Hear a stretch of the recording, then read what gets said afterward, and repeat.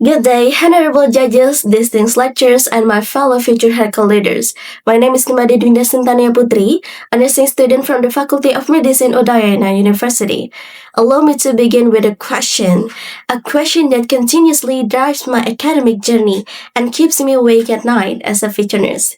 What is the ultimate purpose of building the finest hospitals, training the most clinically skilled healthcare workers, and developing the most advanced medical innovations if the very planet that is sustaining the human life is collapsing beneath our feet? How?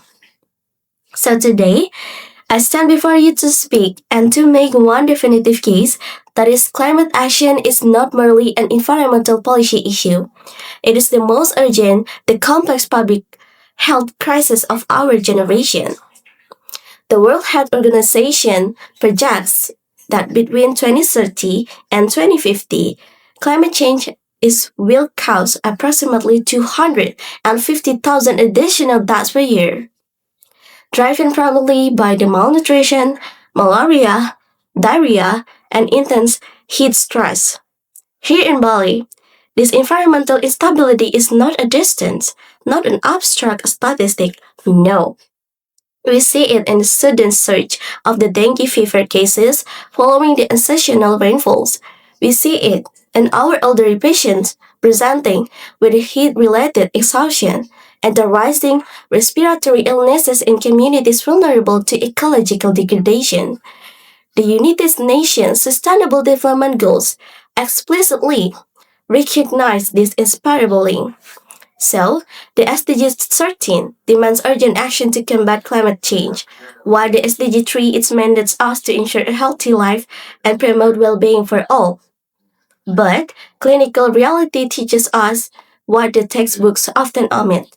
You simply cannot achieve the SDG 3 without fulfilling SDG 13.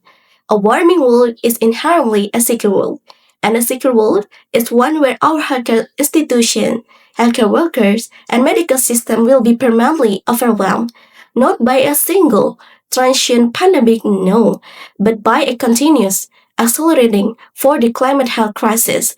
So how we must respond? The answer lies in transforming our clinical perspective. We must transition from the reactive care to proactive. Climate resilient healthcare innovation is the solution. First, we must pioneer digital health integration. In my own research and design experience, I have focused on how cutting edge for the technology and can be safeguard the human health. We must champion the implementation of the Internet of Medical Things, or IoMT, alongside the artificial intelligence to build the early warning system for the climate-sensitive disease. By utilizing the smart wearable psychological tracking devices, we can monitor the vulnerable population long before environmental stressors trigger a clinical emergency. Second, we must enhance for the therapeutic communication and clinical inclusivity. We must leverage for the advanced communication networks, including digital application embedded with regional language and voice assistants, to bridge the gap between complex environmental data and community health literacy. In culturally rich regions like Bali, health empowerment must speak the language of the people and ensuring that no vulnerable community is left behind. So the third is we must to dismantle institutional silos through the interprofessional collaborative practice.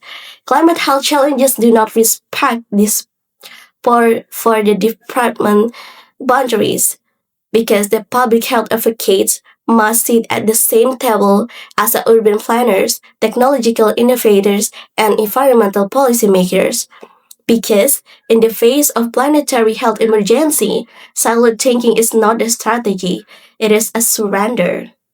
I entered the nursing profession because I firmly believe that healthcare is a fundamental human right.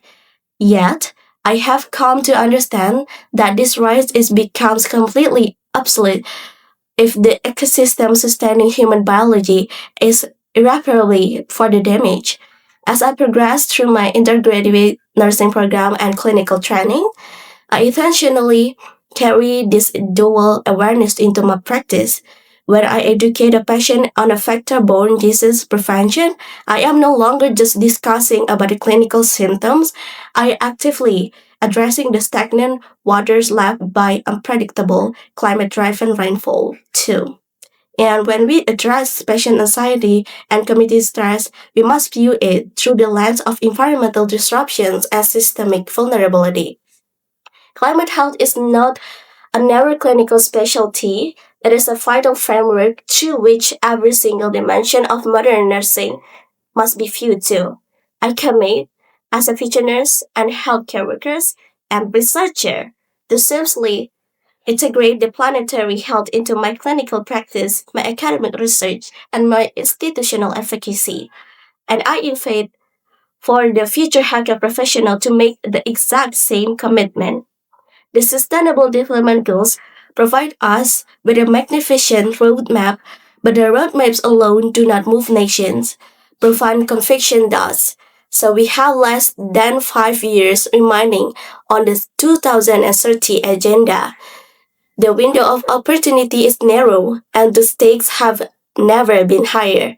But I stand here without a fear because I see a rising generation of Indonesian students who are brilliant, who are technological and capable, and who deeply understand that to truly help our people, we must first protect the very planet they inhabit. The climate action is health action. So that's all from me. Thank you so much.